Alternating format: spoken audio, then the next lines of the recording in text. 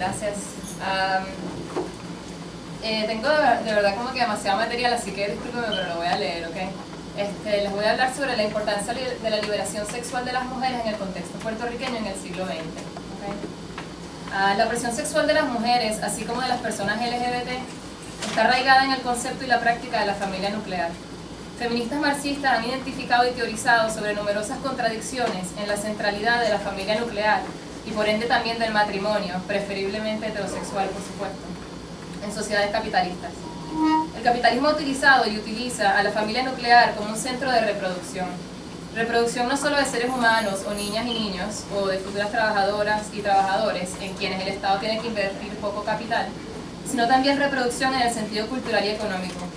A través de la familia nuclear se reproducen las normas heterosexuales, o más específicamente lo que llamamos la heteronorma, para mantener un sistema capitalista, racista, sexista y xenofóbico, que entre otras cosas funciona para dividir a la clase trabajadora. Y aquí me gustaría enfatizar que la heteronorma no se refiere solo a la sexualidad, sino también a normas referentes a procesos económicos y raciales, o sea, de la creación y perpetuación de minorías sociales. Y es por esta razón que la heteronorma nos compete a todas y todos los que trabajamos para transformar nuestra sociedad en una más justa. Ya para 1884, en su obra El origen de la familia, la propiedad privada y el Estado, Federico Engels narra cómo los conceptos de lo que es una familia se transformaron desde un tiempo al que él se refiere como primitivo hasta convertirse en la familia monogámica o nuclear. Engels argumenta que, y cito, por tanto, la monogamia no aparece de ninguna manera en la historia como una reconciliación entre el hombre y la mujer, y menos aún como la forma más elevada de matrimonio. La primera división del trabajo es la que se hizo entre el hombre y la mujer capitalista. Primero, de la misma manera que en nuestro imaginario moderno, la monogamia y la familia nuclear se han convertido en cosas que siempre han estado allí, en un estado intocable, incuestionable, natural y eterno, o lo que llamamos naturalización. En nuestro imaginario moderno también la heterosexualidad ha sido naturalizada. El racismo moderno también se conceptualiza ampliamente como algo natural. Inclusive me atrevería a argumentar que algo parecido ha ocurrido con el imperialismo estadounidense y con el capitalismo. Todos estos sistemas de dominación se entienden entonces, en mi opinión, a diferentes grados, como naturales. Segundo, me parece útil analizar el rol que la ciencia moderna ha tenido en la opresión de las sexualidades de las mujeres, sobre todo en el contexto puertorriqueño, porque además del empoderamiento excesivo que en la modernidad se le ha adjudicado a nivel global a la ciencia, y más específicamente la medicina, recalco que los Estados Unidos ha utilizado a Puerto Rico como un laboratorio.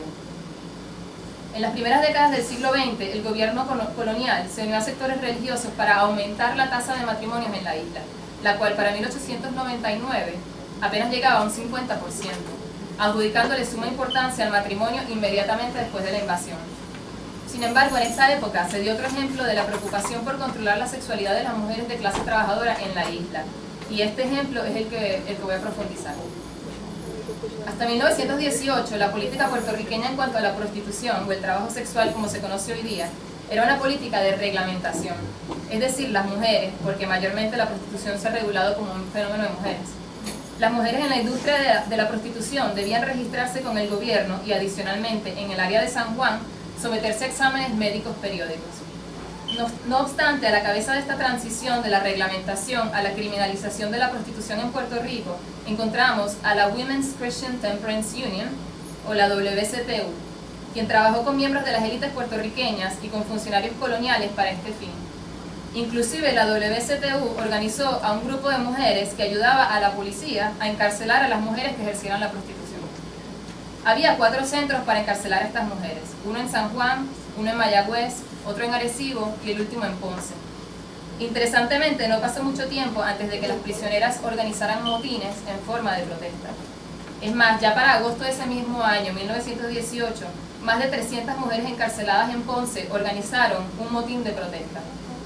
Para ese entonces había alrededor de 800 mujeres de clase trabajadora encarceladas por prostitución en la isla. Entonces ocurrió un terremoto que destruye el centro de encarcelación de Mayagüez y el traslado de las prisioneras a los otros centros crea una condición de hacinamiento. A su vez, algunos sectores de las élites habían comenzado a cuestionar públicamente estos encarcelamientos, afincándose en la sexualidad de estas mujeres para afirmar su poder en contra del poder estadounidense y atacando a funcionarios específicos como el fiscal general Howard Kern. Lo que hizo Kern entonces, ¿verdad?, respondiendo a estas presiones tanto de las mujeres como de las élites criollas, fue minimizar las porciones de comida que se le daba a las prisioneras hacinadas. Y en sus palabras, lo que hizo fue minimizarlas to the very minimum consistent with life, o sea, al mínimo necesario para sobrevivir. Nuevamente, las prisioneras organizan motines. El gobierno estadounidense decide entonces sacar a Kern de la isla, poner en libertad a las mujeres encarceladas y disminuir los arrestos por prostitución, aunque la ley se mantuvo intacta. ¿Por qué al gobierno colonial le importaba la prostitución en la isla? Pues para mantener, en sus propias palabras, para mantener a los soldados norteamericanos libres de las infecciones de transmisión sexual que eventualmente podrían transportar de vuelta a su país y a sus familias. Inclusive en estos momentos se abre un debate de que si la sífilis se originó en Puerto Rico, ¿verdad? Además, el gobierno de Estados Unidos también veía a las y los puertorriqueños como una masa inmoral, enferma e incapaz de gobernarse a sí misma, lo cual justificaba entonces medidas tomadas unilateralmente. Y por otro lado, las élites puertorriqueñas buscaban mantener la jerarquía racial y económica que las mantenía en el poder, a la vez que buscaban mecanismos de alianza o de presión con los cuales pudieran negociar el poder en la isla con los Estados Unidos. Con el fin de la Primera Guerra Mundial, la atención se trasladó de asuntos de prostitución a asuntos de reproducción. Particularmente en las décadas de los 20 y los 30, los debates sobre la sexualidad de las mujeres de clase trabajadora en Puerto Rico fueron de suma importancia. Primero que nada, la confianza de las masas puertorriqueñas en la presencia de Estados Unidos en la isla estaba sumamente debilitada. Entre otras cosas, por el alza en los índices de pobreza debido a la implantación de medidas capitalistas estadounidenses, a la par también de una alza en la tasa de mortalidad en las primeras 3 décadas del siglo XX. Entonces, debates en torno al control de la natalidad se utilizaron para enmarcar asuntos de sobrepoblación, salud maternal y eugenesia. Eugenesia se entiende, ¿verdad?, como la reproducción con intención, o se conoce más bien como el mejoramiento de la raza. Estos debates, sin embargo, en realidad se trataban de la modernización, la pobreza y el capitalismo. En aquel entonces existían 3 corrientes nacionalistas principales que se disputaban el control sobre la sexualidad de la mujer.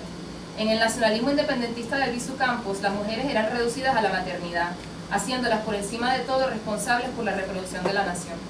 En contraste, el nacionalismo estadounidense buscaba proteger a los Estados Unidos de un exceso de puertorriqueñas y puertorriqueños en general, a quienes consideraban como no blancos y como indeseados. Es más, en documentos de la Puerto Rico Emergency Relief Administration o de la PREA, yo misma he visto documentos en los cuales oficiales estadounidenses discuten cuánto costaría tener a todas las mujeres puertorriqueñas en la isla bajo algún tipo de control de natalidad.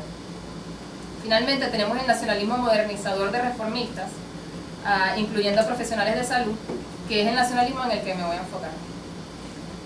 Los eugenistas modernizadores de los 20 y los 30 trabajaban estrechamente, aunque no sin problemas, con el gobierno colonial y buscaban resolver los problemas económicos y salubres en la isla a través del control poblacional o del control de natalidad según parámetros implementados por ellos mismos.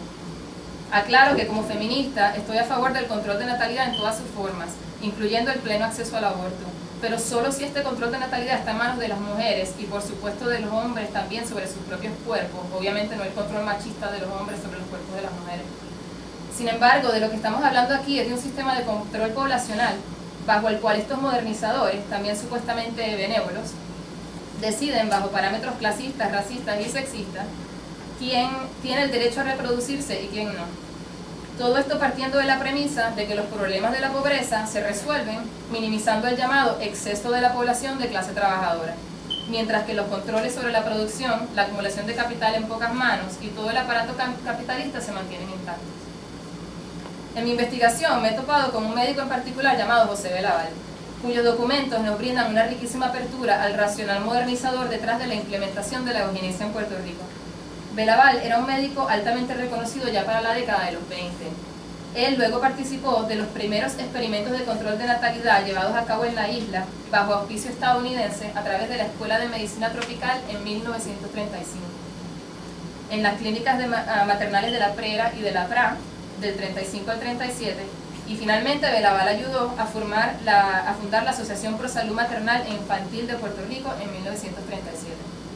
Solo les voy a dar un par de ejemplos de unas declaraciones de este doctor Belaval para ilustrar cómo se explicaba la aplicación de la eugenesia en Puerto Rico y la opresión de las mujeres o como los eugenistas entendían, incluyendo a Belaval, todo esto, y cito, la limitación de la prole. Belaval declaró que estaba a favor de la limitación de la prole porque, y cito, por motivos de salud sociológicos resultan indeseables. Y que por lo tanto, y cito, la limitación de la prole en Puerto Rico constituye un problema de salud pública. A las mujeres de clase trabajadora, Belaval las describió como, y cito, organismos de reproducción inconsciente de una especie humana enclenque y degenerada. Y concluyó que esta reproducción inconsciente era, y cito, la base fundamental de sus miserias y sufrimientos. Belaval le preguntaba a su audiencia en conferencias, y cito, ¿hasta cuándo hemos de permitir que la ignorancia, el vicio, la miseria y las taras morboso-hereditarias continúen poblando el mundo? ¿Hasta cuándo hemos de consentir esta degradante factoría de seres enfermizos, degenerados e incapacitados para llevar una vida normal? A diferencia de las madres de clase trabajadora, Belaval afirmaba que, y cito, una madre fuerte, sana, bien alimentada y sin problemas económicos que perturben o menoscaben su tranquilidad física o moral, procreará por regla general hijos sanos y robustos que serán una esperanza para sus padres y para la sociedad. Belaval entendía, y lo hablaba abiertamente, que la limitación de la prole era la medicina amarga para la proletarización causada por una acelerada industrialización que solo necesitaba una cantidad limitada de trabajadoras y trabajadores. Todo esto es importante porque lo que siguió a estas primeras implantaciones del control poblacional en Puerto Rico fue su institucionalización.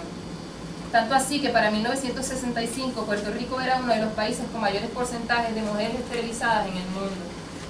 A finales de los 40, el 7% de las mujeres en Puerto Rico estaban esterilizadas. Para 1965, el 31%.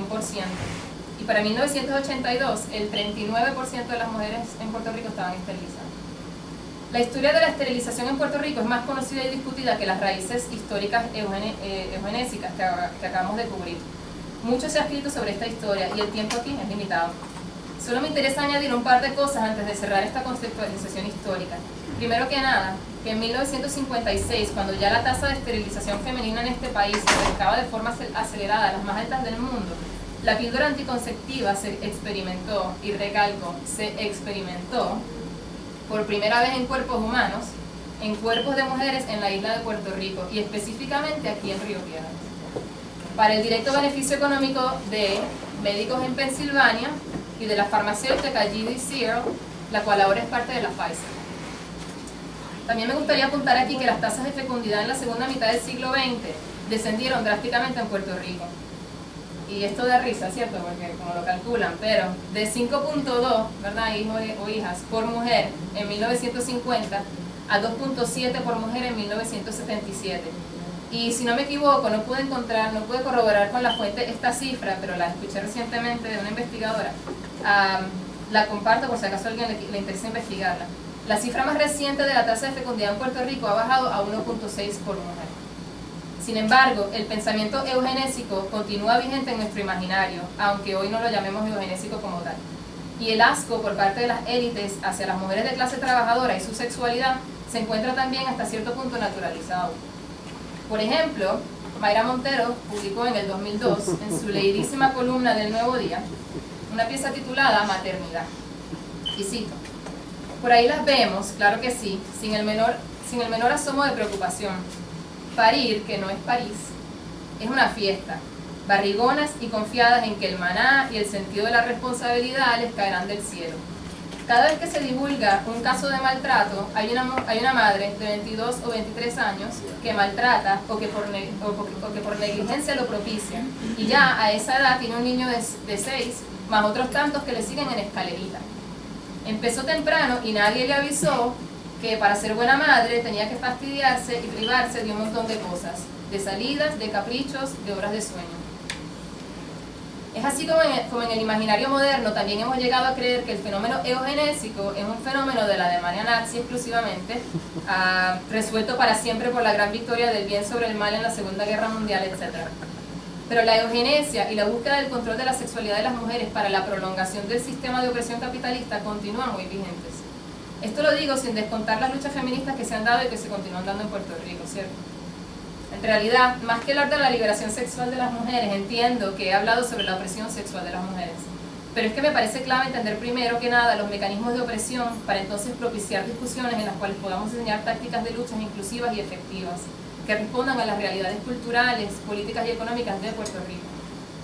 En los Estados Unidos, para dar el ejemplo de un país al cual en realidad este fenómeno no es exclusivo, vemos cada día más, e irónicamente desde Stonewall, un llamado movimiento LGBT que ha creado una homonorma.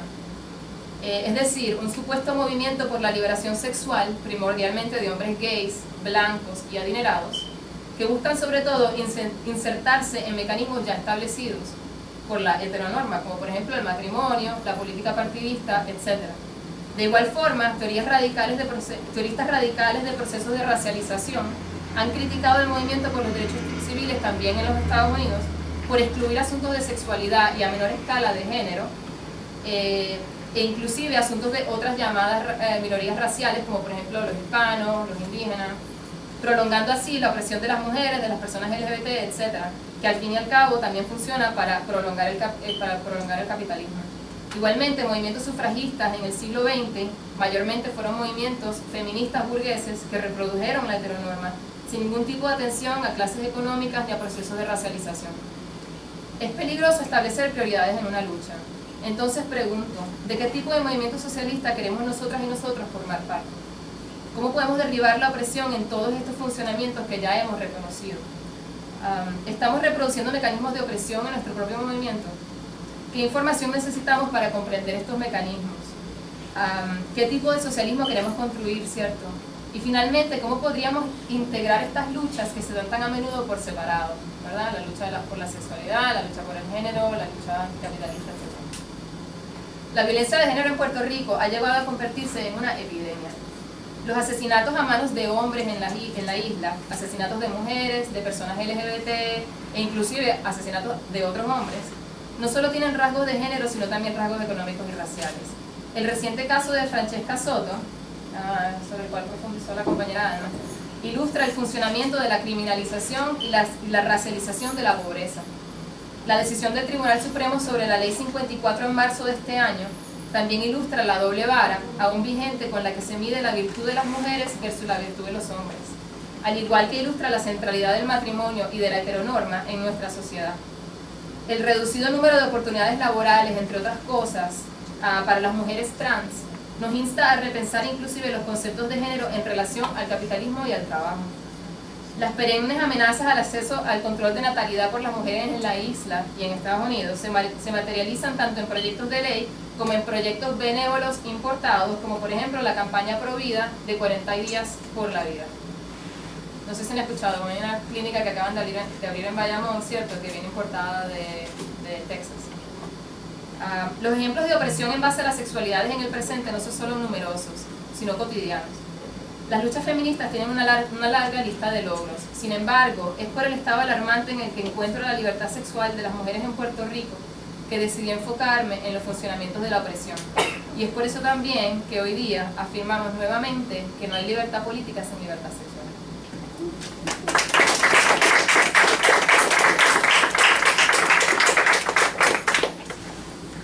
Pues, en mi turno, la verdad de todo es que están bien lejos toditos, no sé por qué los asientos del frente están vacíos.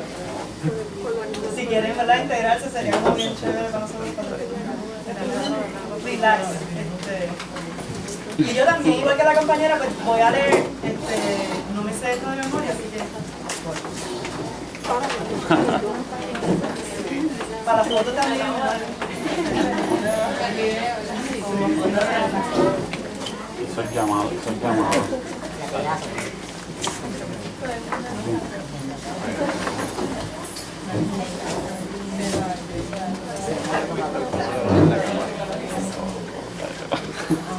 Bueno, pues nada, yo voy a tener que leer también, así que voy a comenzar, ¿verdad? Cuando hablamos de la liberación de la mujer, en muchas ocasiones se tiende a pensar que es un camino ya recorrido, que los reclamos de las mujeres fueron alcanzados con su integración a la fuerza trabajadora, pero nada más lejano de la realidad. Para hablar de la liberación de las mujeres, considero necesario analizar si aún existe opresión hacia la mujer. Comenzaré mi análisis desde una mirada más amplia al espectro internacional de manera breve, en la actualidad. para luego enfocarme en las condiciones locales.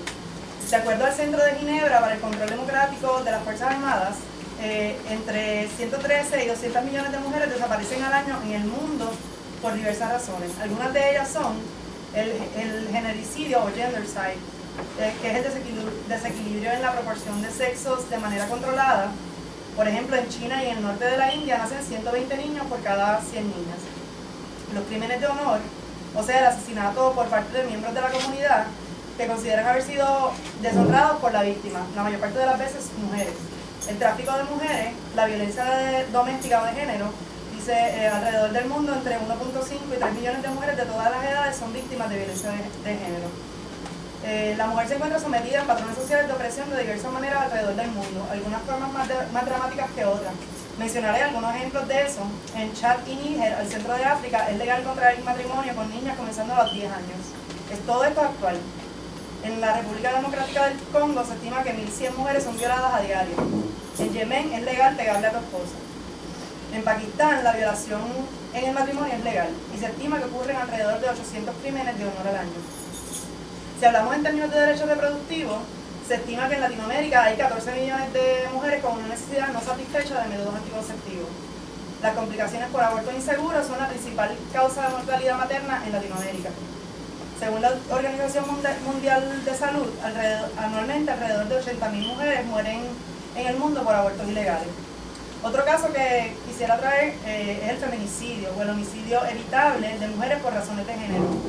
El término feminicidio es usado mayormente para describir los constantes asesinatos de mujeres en Ciudad Juárez y Ciudad Guatemala. La ablación o mutilación genital femenina o la extirpación total o parcial de los genitales externos de las niñas. Se estima que alrededor de 70 millones de niñas y mujeres actualmente han sido sometidas a esta práctica en África y en Yemen. La lapidación, pena que consiste en el lanzamiento de piedras hasta causarle la muerte a la persona acusada, muchas veces, la mayor parte de las veces mujeres. En Irán, el artículo 83 del Código Penal estipula que la pena por adulterio a una mujer casada es la ejecución por lapidación. Otras formas de reprimenda son los latigazos, como lo es el caso de una actriz iraní recientemente condenada a 1 año de prisión y 90 latigazos después de aparecer en una película que presentaba críticas a las autoridades del país. Pero las mujeres árabes, dentro de sus diversidades, también han creado mecanismos de resistencia ante la opresión. Un claro ejemplo de esto es la campaña Women to Drive, lanzada en las redes sociales, como respuesta de las mujeres de Arabia Saudita al reclamo a su derecho a guiar un automóvil. En este país, las mujeres deben contratar a un chofer. De no tener los recursos, deben depender de la benevolencia de los miembros masculinos de su familia. Algunas mujeres, como Manal al-Sharif, se han expuesto a ser afectadas por guiar un automóvil. Ella fue acusada de conducir un auto, de incitar a otras mujeres a conducir, de permitir que un periodista la entrevistara mientras conducía y de planear la publicación de material del video en el que aparecía conduciendo y cometiendo otros delitos. Otro interesante ejemplo de mujeres árabes organizadas hacia su emancipación es Asma Mahfouz, una joven activista egipcia, fundadora, entre otras personas, del movimiento juvenil de Abril 6. Esta joven publicó a través de YouTube un video en el que invitaba a la sociedad egipcia a levantarse en contra de Mubarak. El efecto de ese video fue determinante para la más reciente rebelión en Egipto. En relación a las realidades de las mujeres de Oriente Medio, quisiera citar las palabras de la escritora Romina Forti. Nada hay más que guste en Occidente que esas tragedias que le hacen olvidar sus propios crímenes. El gran desafío que espera a las sociedades musulmanas hoy día es este: una nueva lectura del Islam hecha por las mujeres, mujeres profundamente comprometidas con su fe, sus principios y su espiritualidad. Todas las mujeres del mundo tienen el derecho inalienable de la expresión cultural. Regresando al continente americano, otro ejemplo de mujeres organizándose hacia su liberación es el caso de las mujeres zapatistas en Chiapas. Mujeres que se enfrentaron a una realidad de trabajos forzados, con condiciones deplorables, maltratos físicos y psicológicos en el ámbito laboral y jurídico y abusos sexuales, entre otras problemáticas.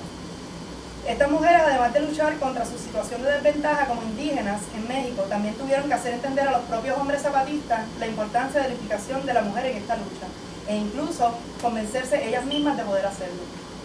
El 8 de marzo de 1993, estas mujeres presentaron la Ley Revolucionaria de las Mujeres Zapatistas.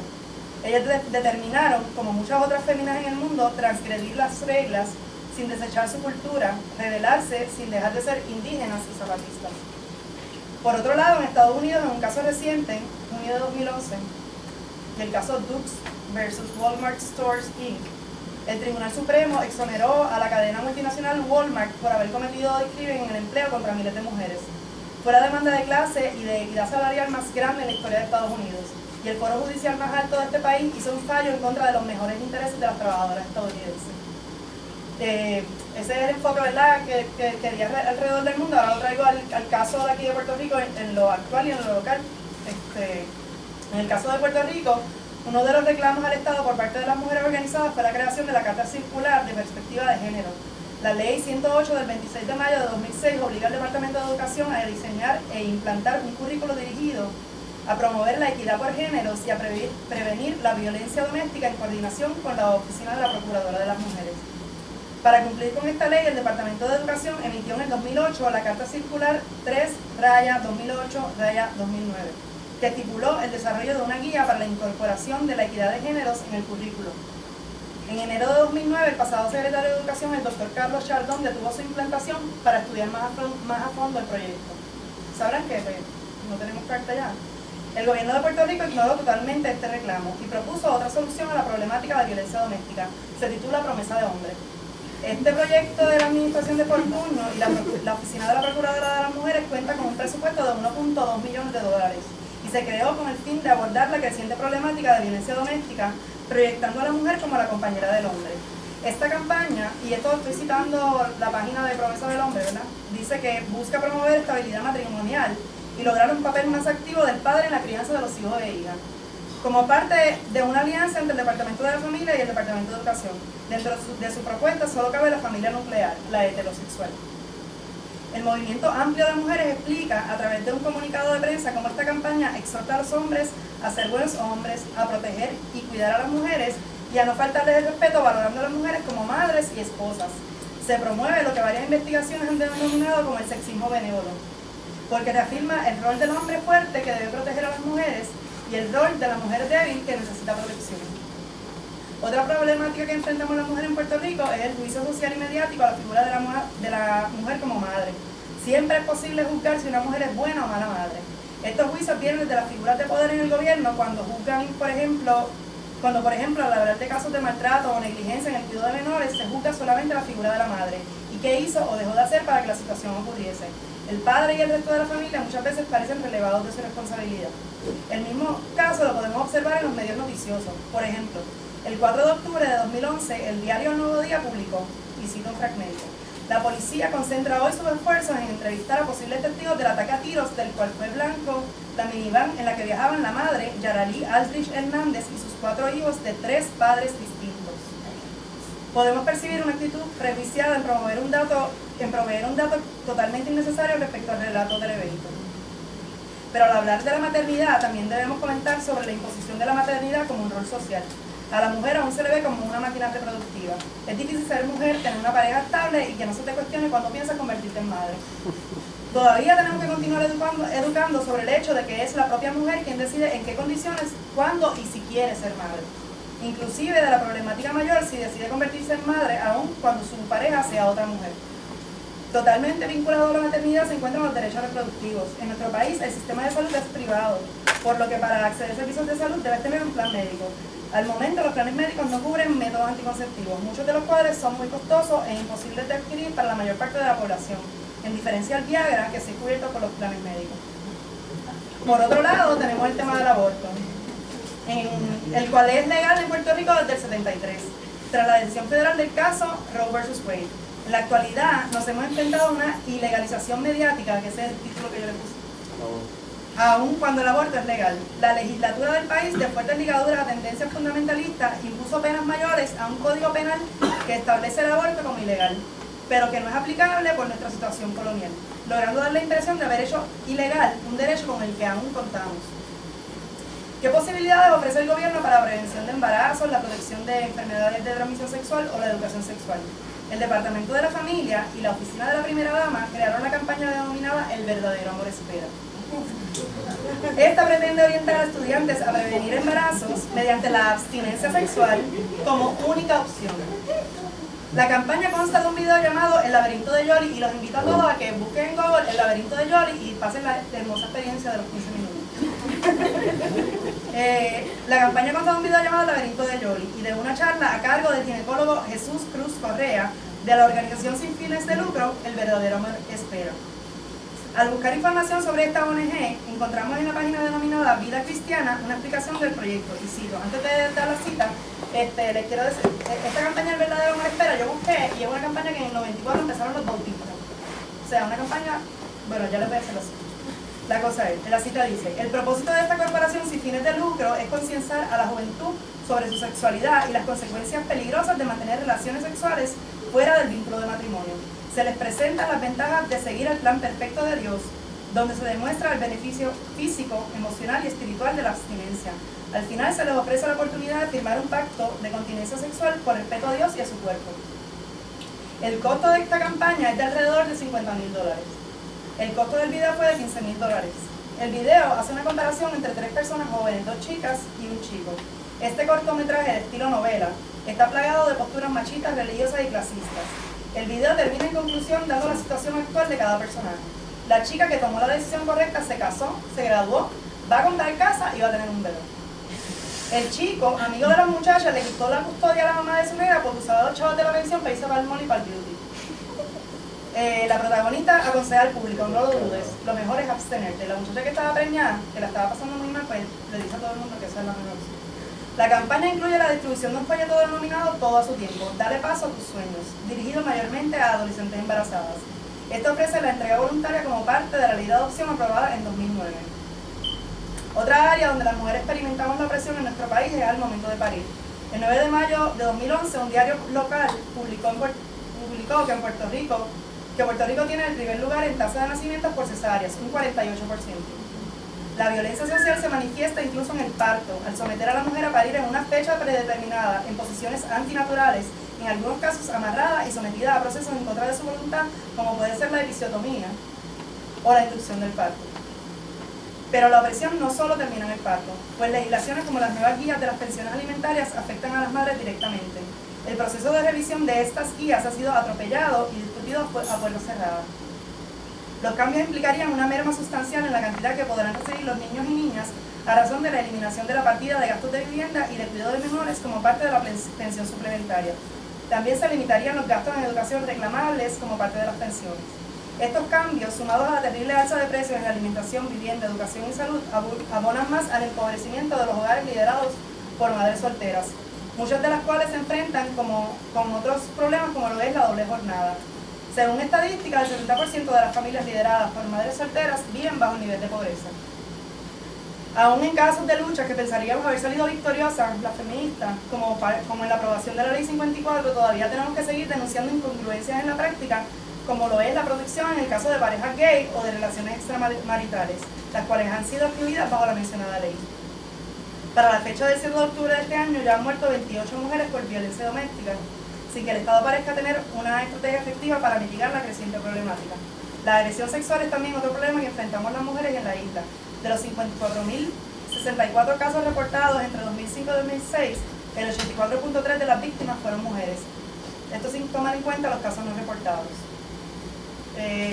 Como conclusión, diré que las mujeres organizadas luchamos y seguiremos luchando porque se respeta la capacidad de autonomía de cada mujer a tomar decisiones en torno a su cuerpo, sexualidad y capacidad reproductiva. Las mujeres reclamamos el derecho al parto humanizado, exigimos el acceso a métodos anticonceptivos y reafirmamos nuestro derecho a decidir cuándo y si queremos ser madres. Consideramos esencial para la democracia la separación de la Iglesia y el Estado. Entendemos que los privilegios y beneficios que gozamos hoy se los debemos a las personas que en el pasado dedicaron su tiempo, energía y esta libertad para aportar a los cambios sociales necesarios. Debe ser nuestro compromiso con las generaciones futuras aportar para seguir abonando el largo pero posible camino hacia la eliminación de la opresión. La opresión de la mujer está vinculada directamente con la opresión social y política que hace de los seres humanos una mera herramienta de producción.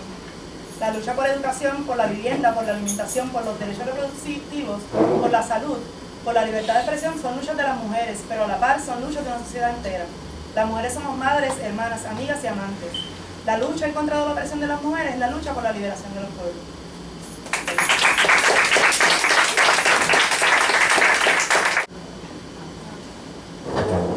Bueno, pues nada, yo quería primero comenzar hablando de dónde estamos ahora mismo a nivel de personas que estamos aquí somos activistas, muchos han participado de otras actividades de la jornada y yo quería un poco contextualizar en qué momento nosotros estamos teniendo este debate, porque nosotros por lo menos estamos convencidos de que estamos en un momento en donde se pueden dar luchas que cambien las circunstancias que tenemos ahora mismo. Yo creo que desde todo eso son algunas de las fotos, ¿verdad?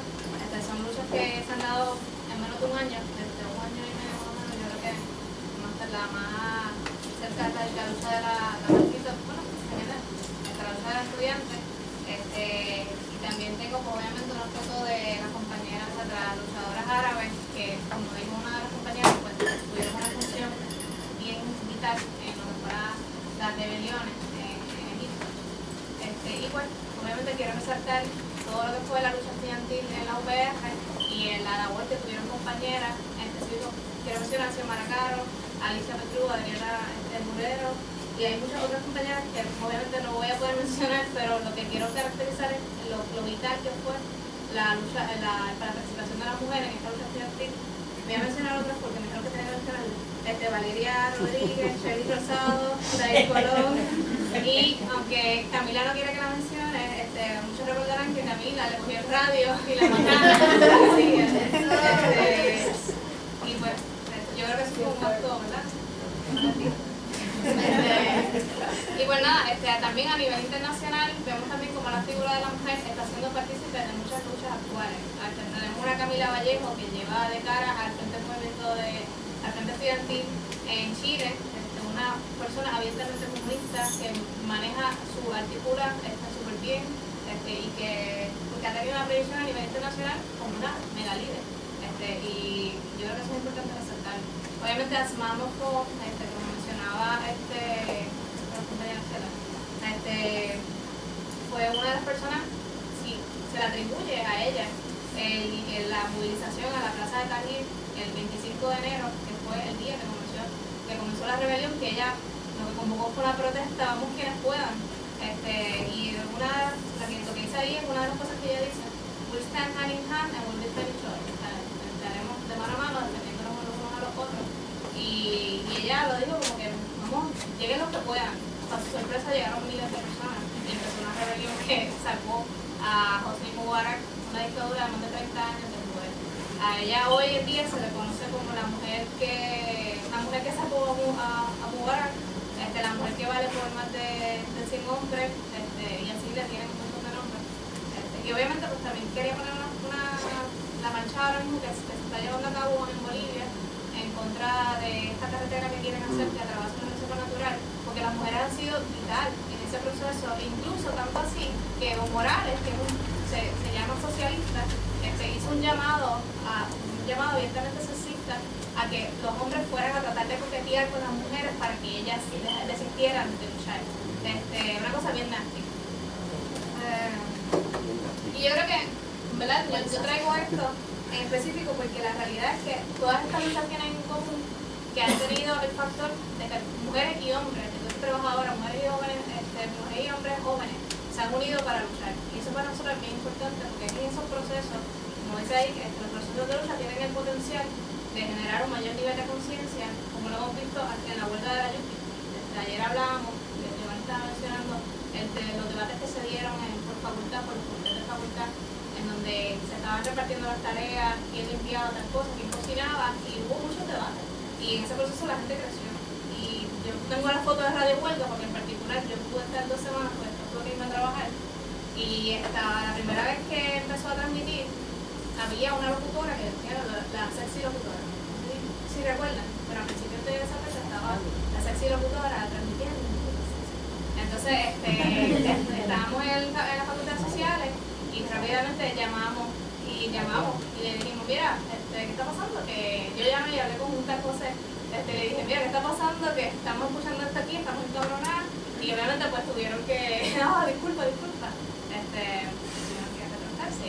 Y ese es el tipo de debate que se genera en las luchas, y por eso nosotros ponemos tanto énfasis en que es en este periodo donde están luchando las personas, hay luchas de la gente de los temas de la IBHS, están dando unas luchas que se podrían generar mayor, y es en esos procesos que la gente adquiere otro nivel de conciencia y se enfrenta a romper estereotipos, etc. Yo creo que, obviamente, yo voy a traer una visión, no tenía tenido aquí,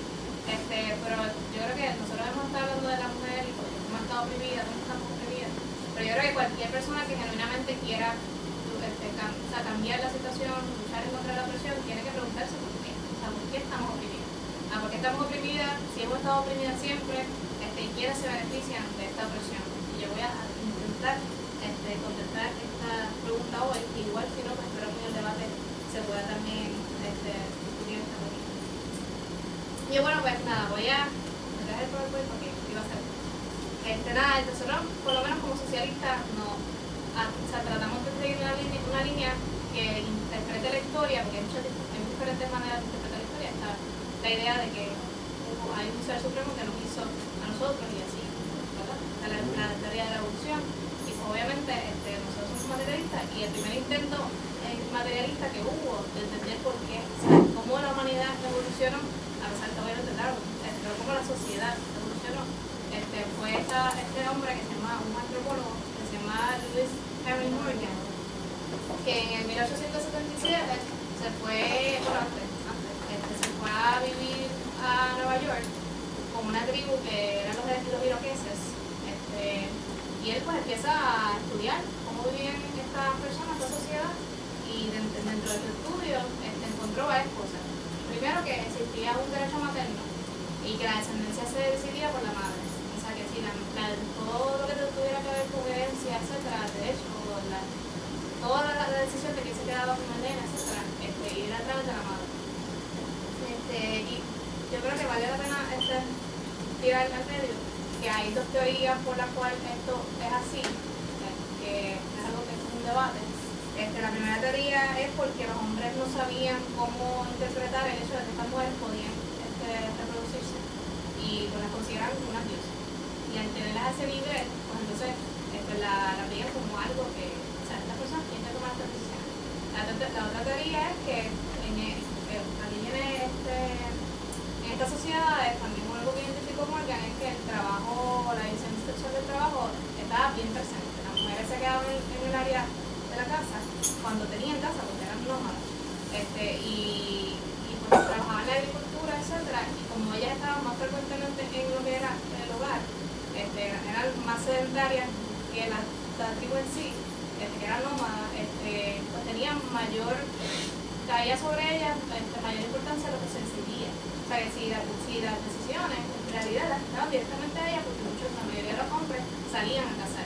Estas son las dos teorías que hay sobre por qué razón las mujeres tomaban las decisiones en esta tribu.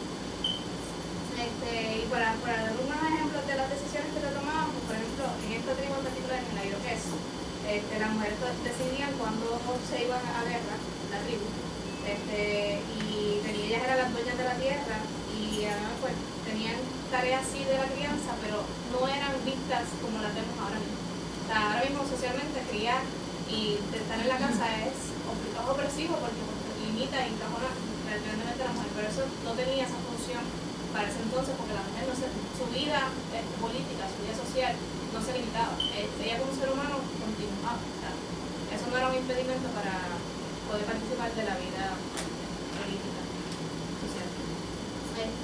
Y bueno, nada, Morgan a través de ese estudio, una de las cosas que decía es la historia de la raza humana es en su origen, una experiencia y no en su progreso. Y es porque obviamente en esta sí estaba en cómo se combinaba lo que pasaba en la sociedad con el crecimiento del ser humano, con su desarrollo humano. Entonces él identificó tres etapas en específico de lo que era esta sociedad que luego se le conoce como comunismo primitivo. Identificó el salvajismo, que fue la recolecta de frutos y animales, la propiedad comunal de los recursos de las partes nómadas, o sea, de las familias nómadas. La segunda etapa siendo la barbarie, que era la domesticación de los animales y las bandas sedentarias, o sea, se logró domesticar a los animales para que se quedaran con ellos, etc. Y se pudieron centrar en un lugar en vez de estar moviéndose de la barra. Y la civilización, que en realidad en su libro no lo tocó ampliamente porque cuando él estaba en ese proceso del desarrollo de la sociedad urbana y comenzó la industrialización.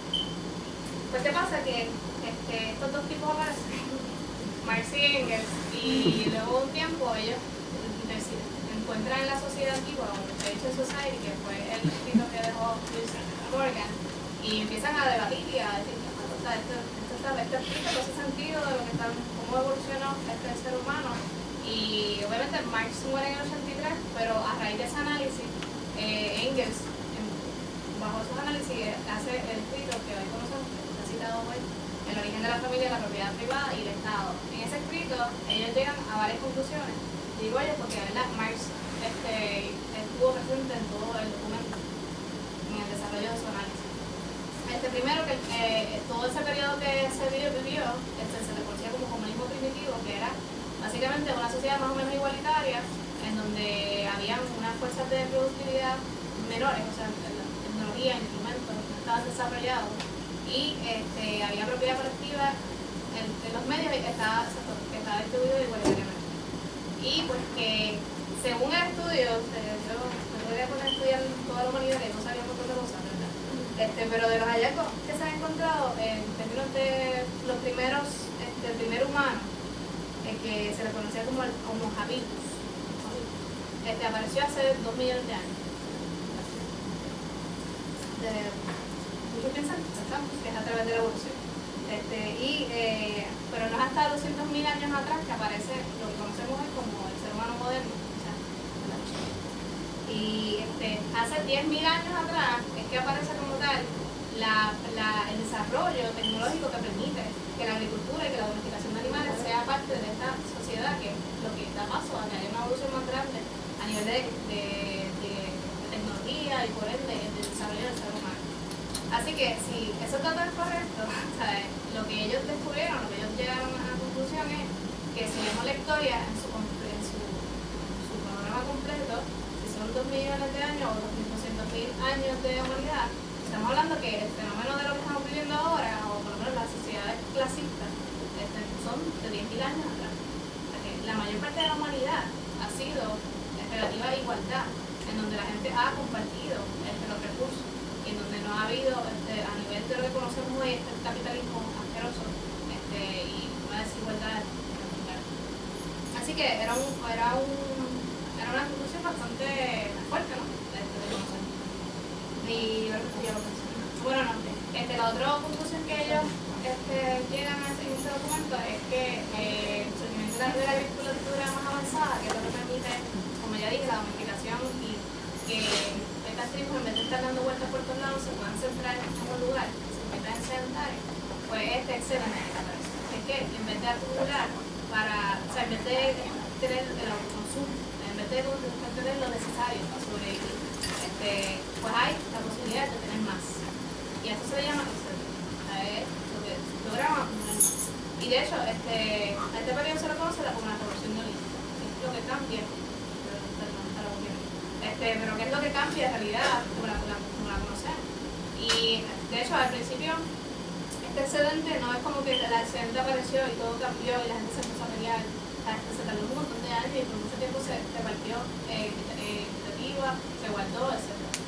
Y pues la última conclusión con la que llega Engels y Marx es que estos cambios trajeron en la producción trajeron consigo la creación de la propiedad privada, la familia patriarcal y la sociedad de clase. Entonces, el efecto directo de esto fue, primero, que el papel de la mujer en la sociedad se limitó a la reproducción de mano de obra. Al haber un excedente y al haber una división natural, porque la realidad es que la mujer se quedaba muchas veces en la casa precisamente cuando tenía un hijo, y porque, de hecho, la agricultura era la fuente más importante, no era la casa, porque la casa era bien limitada. La casa, si tú salías a cazar, tú podías encontrar que sea en verano y no sé qué cosa, pero no necesariamente. Ellos tenían que estar, la mayoría eran hombres, tenían que estar muchas veces afuera. Entonces, el alimento más importante eran los frutos. Y esa labor la tenían las mujeres. Así que, en realidad, ellas tenían una función muy importante. Pero obviamente, al darse excedente y al requerir que hubiera más fuerza de trabajo para seguir acumulando, a la mujer se le relevó a un papel de reproductora de hijos. Por primera vez en la historia, la humanidad, la capacidad de la mujer de tener hijos alejó de poder tener un rol fundamental en la producción. Un grupo de hombres, no todos, tenían mayor acceso al excedente, ya que no estaban limitados a la crianza, aunque el efecto de la doña SOS no sucedió de la noche a la mañana, como he dicho anteriormente, pues con el tiempo implementaron medidas para garantizar el traspaso de esa propiedad privada y por ende se crea la familia patriarcal. Con esto se pierde el derecho materno y te puedo decir que traten las compañeras ya mencionaron una cita. La primera cita que quería dar respecto a ese punto es de Engels en el origen, de Engels y Marx. Así quedaron abolidos la afiliación femenina y el derecho hereditario materno, sustituyéndolas la afiliación masculina y el derecho hereditario paterno. El derrocamiento del derecho materno fue la gran derrota histórica del sexo femenino en todo el mundo. El hombre empuñó también las riendas de la casa, del hogar, y la mujer se vio degradada, convertida en la servidora, en la esclava de la lujuria del hombre, en un simple instrumento de reproducción. Y hay otra cita de una feminista argentina, feminista socialista argentina, que se llama Andrea Reati, que tiene unos artículos muy interesantes, un libro muy bueno que se llama Paligrosa, donde ella dice: de pronto las mujeres eran una fuente de riqueza igual que los esclavos, la tierra o el ganado, porque eran las que permitían aumentar la cantidad de hijos de una familia, es decir, la cantidad de fuerza de trabajo disponible para aumentar aún más las riquezas de sus propietarios. Su papel independiente en la producción social pasó a un segundo plano. Lo que se requería primordialmente de ella era su capacidad reproductiva. Entonces la familia patriarcal tenía que ser monógama porque para poder garantizar que el hombre fuera de seguro el padre de los hijos. O sea que si se iba a transferir cualquier herencia, era necesario que la mujer estuviera con ninguna persona. Entonces el hombre quería saber que ese era el hijo al que le iba a transferir su herencia. Y hay otra cita de que es la que le dio la compañera. La monogamia no ha significado en absoluto desde el punto de vista histórico una reconciliación entre el hombre y la mujer, y menos aún constituyen la forma más alta del matrimonio. Por el contrario, han representado el sometimiento de un sexo por el otro y la aparición de un antagonismo entre los sexos desconocidos en la historia precedente. Y también, el libro de Engels es un libro y de Marx, es bastante complicado, pero pienso que igual merece una buena lectura, más de una. Y hay un montón de cosas súper interesantes y es increíble el nivel de adelanto en términos de lo que tiene que ver con los derechos de la mujer que tenía. Y yo lo leí y de verdad es que era bien de línea los planteamientos de cómo la familia terminó oprimiendo a la mujer. Y ahora, hasta ahora, en el sistema capitalista. Y también me gusta mucho, hay una parte completa que le habla sobre el verdadero amor, esta cuestión de que te tienes que casar y qué sé yo. Y él dice sobre eso: según el concepto burgués, el matrimonio era un contrato, una cuestión de derechos, y por cierto, la más importante de todas, pues disponía del cuerpo y del alma de los seres humanos para toda la vida. O sea, prácticamente, él sabe, y lo pone de esa forma que el matrimonio no es como nos queremos decir, que es la máxima expresión del amor. Y entonces, pues nada, hoy la opresión de la mujer mediante la familia juega es una función muy valiosa para el sistema capitalista, como estaban también diciendo las compañeras. Primero porque se cría a las nuevas generaciones de la clase trabajadora, que ha sido su función desde que se habla esencialmente. Se le impone la carga social de las tareas domésticas, especialmente las mujeres, se cocina, todo lo que está relacionado al hogar, se entiende como que eso es la labor de la mujer. Y ese trabajo obviamente no es remunerado, lo que implica es que ese trabajo es gratuito, ese trabajo no se le paga. Y hay una foto que no pude ponerla, pero es esta mujer que llega con 3 hijos al centro de desempleo y la señora le dice: ¿cuál es su profesión? Y sale la cosa que dice: madre, en la casa, o sea, muchas cosas, y porque es casi como una profesión. La cosa es que no se reconoce, ¿verdad?, como tal. Se mantiene oprimida y explotada la mujer trabajadora de esta forma. Y se crean divisiones por sexo. Todo esto beneficia al sistema capitalista, todas estas divisiones. Y lo que estaba compartiendo la compañera de la cifra, Caribbean Business, que fue la que sacar también por internet esa cifra del 1.6, que whatever that means, que pues alertaban sobre esta tormenta demográfica en que las mujeres estaban teniendo menos hijos.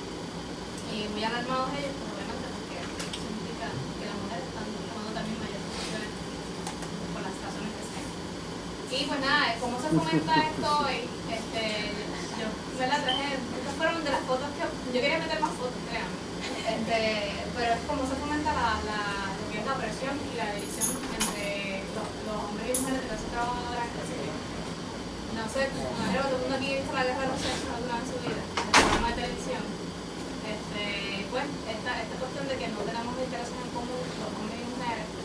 este libro que se publicó en el 92 y es un bestseller histórico, lamentablemente, y es como que los hombres son de Marte y las mujeres son de Venus. Y básicamente, de hecho, se hacen talleres con este libro. Y algunas de las preguntas que contestan en esos talleres, interesantemente, ¿por qué las mujeres inician una discusión a la hora de dormir? ¿Por qué los hombres nunca escuchan a las mujeres? ¿Por qué las mujeres necesitan tan seguido que le digan que la quieren? Y un montón de vasos de verdad que lo que hacen es fomentar esta visión de que el hombre es fuerte y la mujer emocional. Y obviamente esta foto, la fotito de esta, pues el hombre piensa con el pene y tal, esta cuestión que se... Y en este caso, la persona que está arriba en el medio es una mujer que se llama Caster Semenya, que ella en el 2009 una competencia de los 800 metros y ganó medalla de oro. Y luego de que ganó, se quedó toda esta especulación de si era hombre o si era mujer. E incluso la sometieron a pruebas de género y la humillaron. Ella cayó en una depresión, desapareció por un montón de meses, toda su familia tuvo que salir a defenderla, su abuela, su entrenador, todo, mírate, o sea, que toda la gente saliendo a defender que esta persona era mujer. Y ella se sometió tanto o sea, fue tanto el efecto que crearon a través de su imagen que un año después ella salió en esta portada de una revista en donde dice, wow, look at Caster now. Y ella tiene un cambio de imagen completo porque se sometió, ¿verdad?, a la misma presión que le provocó. Y esto es lo que hace, y esto lo hacen a cada rato, ¿no? O sea, cada rato tú sientes que tú tienes que vivir con este estereotipo de lo que es ser mujer. Y entonces, bueno, nada, la pregunta obligada es si ellos dicen que los hombres y mujeres no tienen nada en común y que somos gente totalmente distintos, lo cual uno en verdad podría ser bien cuestionable porque todos respiramos, comemos, pensamos, somos de la misma especie y podemos seguir. Pero entonces la pregunta que vendría es si somos todas las mujeres igual. Si entonces pues lo que nos une es el género y para mí no es nada que buscar. Pero la realidad es que nada más mirando las fotos yo creo que podemos ver una diferencia. Y está ahí Wanda Rolón, que habló en contra de los homosexuales, contra de Ricky Martin. Está Margaret Thatcher, que implementó una de las medidas más jodidas neoliberalistas, un montón de desempleo, recorte de derechos en el Reino Unido. Y está Jimmy Rashki, que también creo que tuvo que ver con la cuestión de la renta circular. Y ha sido una persona vocal en contra de los derechos de la mujer. Entonces, pues esta trabajadora que está ahí, entonces obviamente es bien cuestionable el hecho de que digan que lo que nos une es el género. Obviamente nos une el género, pero nos divide la clase social como nosotros. Pero pues toda esta idea es para, de nuevo, crear una división a nivel de lo que podría ser una organización que pueda cambiar, una organización social que pueda cambiar. Y nada, pues voy a terminar con algunos ejemplos de cómo la gente sí ha luchado y cómo las mujeres sí han tenido un rol fundamental de mano de los hombres también, además.